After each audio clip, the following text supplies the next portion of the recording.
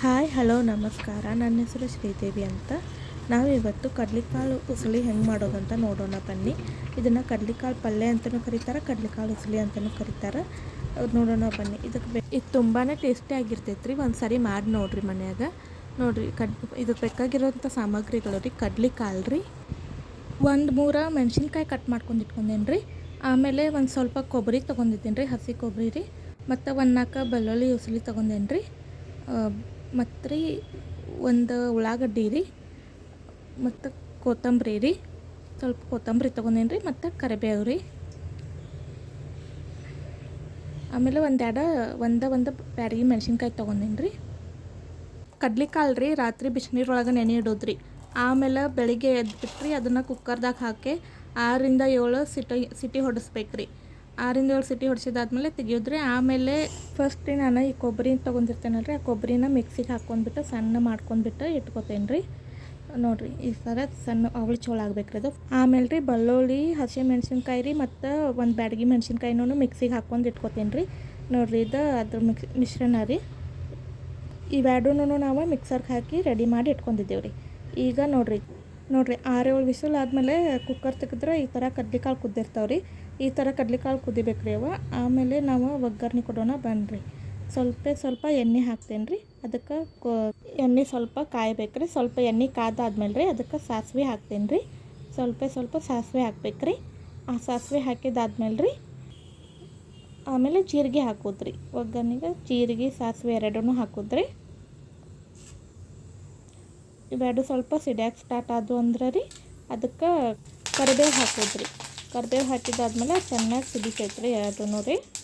ಅದಾದ್ಮೇಲೆ ರೀ ನಾವು ಕಟ್ ಮಾಡ್ಕೊಂಡಿರ್ತೇವಲ್ಲ ರೀ ಉಳ್ಳಾಗಡ್ಡಿ, ಅದನ್ನು ಹಾಕೋದ್ರಿ. ಹಾಕ್ಬಿಟ್ರಿ ಚೆನ್ನಾಗಿ ಫ್ರೈ ಮಾಡಬೇಕು. ಸ್ವಲ್ಪ ಕಂದು ಕಲರ್ ಬರುತ್ತಾನ ರೀ ಉಳ್ಳಾಗಡ್ಡಿ ಫ್ರೈ ಮಾಡೋದ್ರಿ.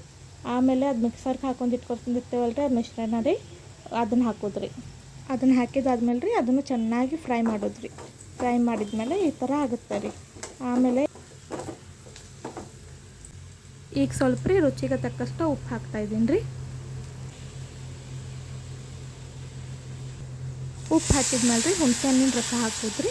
ಹುಣಸೆ ಹಣ್ಣಿನ ರಸ ಹಾಕಿದಾದ್ಮೇಲೆ ರೀ ಸ್ವಲ್ಪ ಅರಿಶಿನ ಹಾಕೋದ್ರಿ. ಆಮೇಲೆ ರೀ ಒಂದು ಸ್ವಲ್ಪ ಗರಂ ಮಸಾಲ ಹಾಕ್ತಾಯಿದ್ದೀನಿ ರೀ. ಇದನ್ನು ಸ್ವಲ್ಪ ಮಿಕ್ಸ್ ಆಗೋದಕ್ಕೆ ಬಿಡೋದ್ರಿ. ಆಮೇಲೆ ನಾವು ಕುಚ್ಕೊಂಡಿರ್ತೇವಲ್ಲ ರೀ ಕಡ್ಲೆಕಾಳು ರೀ, ಅದನ್ನು ಇದಕ್ಕೆ ಹಾಕೋದ್ರಿ. ಹಾಕಿಬಿಟ್ರಿ ಅದನ್ನು ಚೆನ್ನಾಗಿ ಮಿಕ್ಸ್ ಮಾಡೋದ್ರಿ. ಮಿಕ್ಸ್ ಮಾಡಿದಾದ್ಮೇಲೆ ರೀ ಸ್ವಲ್ಪ ನೀರು ಹಾಕೋದ್ರಿ. ನೀರು ಹಾಕಿ ಒಂದು ಗ್ಲಾಸ್ ಅಷ್ಟು ನೀರು ಹಾಕಿ ಮತ್ತು ಕುದಿಯಕ್ಕೆ ಬಿಡೋದ್ರಿ. ಅದನ್ನು ಕುದಿಯಕ್ಕೆ ಬಿಡೋದ್ರಿ. ಮತ್ತು ಸ್ವಲ್ಪ ಬೆಲ್ಲ ಹಾಕೋದ್ರಿ. ಬೆಲ್ಲ ಹಾಕೋದ್ರಿಂದ ರೀ ಇನ್ನೂ ಟೇಸ್ಟ್ ಹೆಚ್ಚಾಗುತ್ತೆ ರೀ. ಆಮೇಲೆ ಕುದಿಯಾಕತ್ತೈತೆ ನೋಡಿರಿ, ಚೆನ್ನಾಗಿ ಕುದಿಯಕ್ಕೆ ಬಿಡೋದ್ರಿ. ಮೀಡಿಯಮ್ ಫ್ಲೇಮ್ ಒಳಗೆ ರೀ 10-15 ನಿಮಿಷ ಇದನ್ನು ಕುದಿಯಕ್ಕೆ ಬಿಡೋದ್ರಿ. ಕುದ್ದಾದ್ಮೇಲೆ ರೀ ನೋಡಿರಿ ಈಗೆಲ್ಲ ಇದು ನೀರೆಲ್ಲ ಹೋಗೈತ್ರಿ, ಕುದ್ದೈತ್ರಿ. ಒಂದು ಸರಿ ಚೆಕ್ ಮಾಡಿರಿ, ಸರಿಯಾಗಿ ಕುದ್ದೈತ್ರಿ ಈಗ ನಾವು ಇದಕ್ಕೆ ಮಿಕ್ಸಿಗೆ ಹಾಕಿಟ್ಕೊಂಡಿರ್ತೇವಲ್ಲ ರೀ ಕೊಬ್ಬರಿ ರೀ, ಆ ಕೊಬ್ಬರಿನ ಇದಕ್ಕೆ ಹಾಕೋದ್ರಿ. ಕೊಬ್ಬರಿ ಹಾಕೋದ್ರಿ. ಆಮೇಲೆ ರೀ ಅದಕ್ಕೆ ಸ್ವಲ್ಪ ನಾವು ಕೊತ್ತಂಬರಿನೂ ಇಟ್ಕೊಂಡಿರ್ತೇವಲ್ಲ ರೀ, ಆ ಕೊತ್ತಂಬರಿನೂ ಅದಕ್ಕೆ ಮ್ಯಾಲೆ ಉದುರ್ಸೋದ್ರಿ.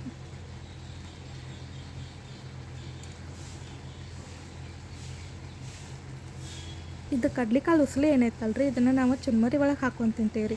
ಚುನ್ಮರಿ ಒಳಗೆ ಹಾಕ್ಕೊಂಡು ತಿಂದ್ರೂ ಇದು ತುಂಬ ಟೇಸ್ಟಾಗಿರುತ್ತೆ ರೀ. ಹಂಗೆ ನೀವು ಹಂಗೆ ತಿಂದ್ರೂ ಟೇಸ್ಟಾಗಿರುತ್ತೆ ರೀ.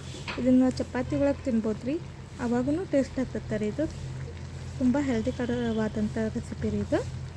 ಈಗ ಇದನ್ನು ಚೆನ್ನಾಗಿ ಮಿಕ್ಸ್ ಮಾಡೋದ್ರಿ. ಮಿಕ್ಸ್ ಮಾಡಿದಾದ್ಮೇಲೆ ಹಿಂಗಾಗುತ್ತೆ ನೋಡಿರಿ.